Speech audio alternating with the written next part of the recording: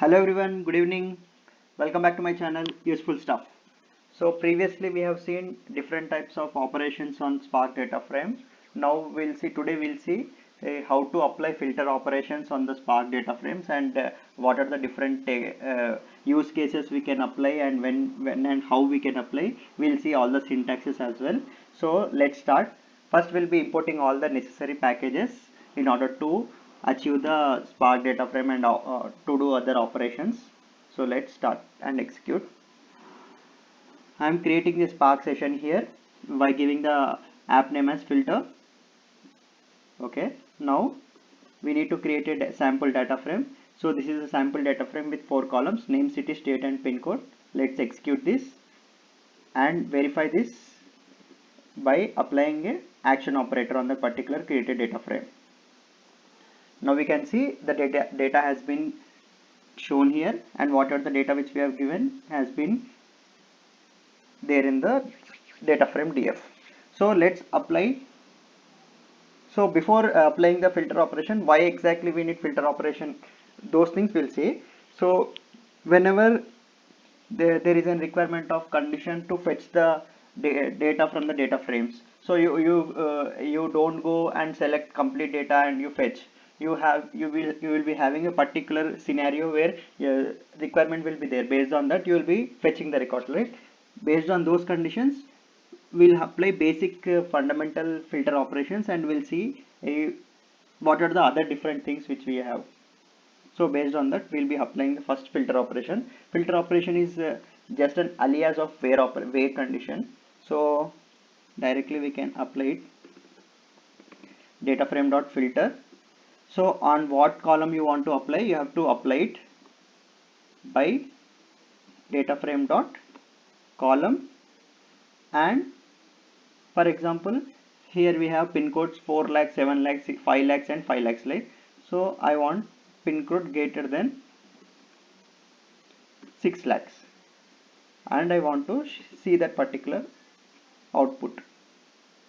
There are total 4 records, and for this condition satisfying we got only one record, that is West Bengal state, which has 7 lakh. So similar to this we can for example here you know the specific condition, based on that you are applying, but in the real time it won't be like this. So for example, there is a state and we have states like Maharashtra, West Bengal, Karnataka and Telangana. So for example, if you don't know any of that particular state, you know only part of that particular state, part of that particular string. So how to go in those scenarios is like you have different operators in order to achieve that. What that is, one is contains and another is like. And how to apply those things, let's see this. See here now.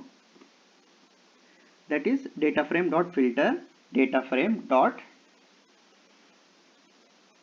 we will be taking the column.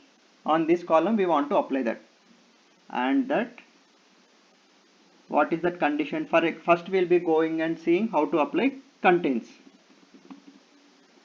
We can provide the part of string. We are giving NATA. Wherever it finds this part of string in the complete record, it fetches the record. Now we'll try to execute that. See, NATA is found only in this record, so it will fetch us the complete record. For example, if you are passing which is common to 2 records, then you will be getting 2 records. Like we can see GA is there, NGA is there.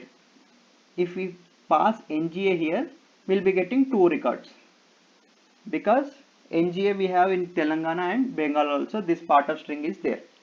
So similar to this contains, we have another operator like operator.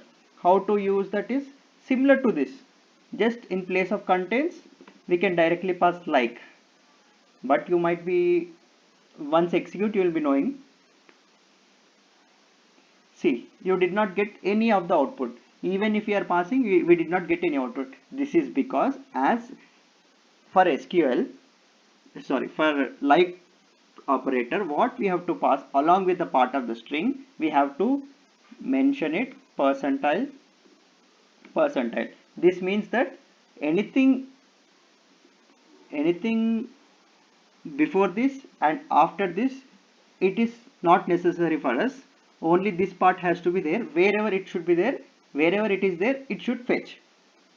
For that reason we are passing percentile. See, this is how we have to apply contents. And like this syntax varies here itself. When we are passing the part of the string, we have to along with the string we have to pass percentile as well. Now similarly, in the whenever we process the source data, the first and foremost thing is we'll be performing data cleansing operation. So for this data cleansing operation also, in order to store the invalid records, we have this filter operation is very much useful. How to use those filter operation, I'll show you now. For example, now in this particular data, we'll take one particular data frame and we'll create another data frame, and I'll show in detail way. Now I am creating a data frame 2 and I am passing null values.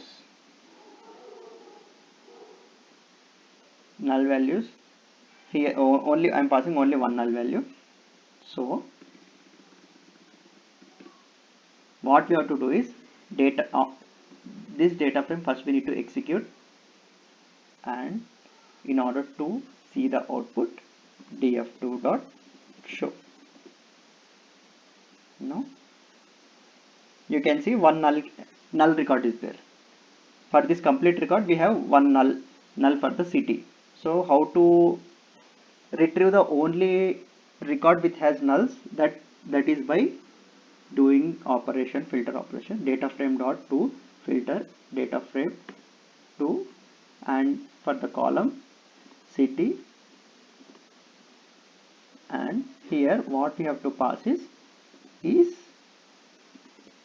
null dot show. See, only this record has null, so that is the reason only one record got retrieved. So in your real-time project there won't be 4 records. Here we can make it by seeing itself, no need to run this, but in real time it won't be like that. There will be millions of records, so that time it comes in handy. Otherwise you can use this, you can use not null as well. These are the records without any nulls in this particular data frame. So this might be storing in one place and this data frame into the null record data frame in separate location. So this is how it will be useful in data cleansing process as well. And we have seen contains and like as well, right? So I'll be showing how to apply the same operations in different syntaxes. So let's see that. See, for example, I'll show this. So I'll create some more new cells. So based on this data frame dot filter, and I'm applying on a particular column state, this thing it should be there. I'm executing. So you got the data, right? So what we'll do is we can do it in this way. There is another way to do this. Only the syntax varies, but output will be same. So we have to pass it in the square braces the column name. Everything remains same. See, same output we got. This is the second way. We have another way as well. For the third way, what we have to do is,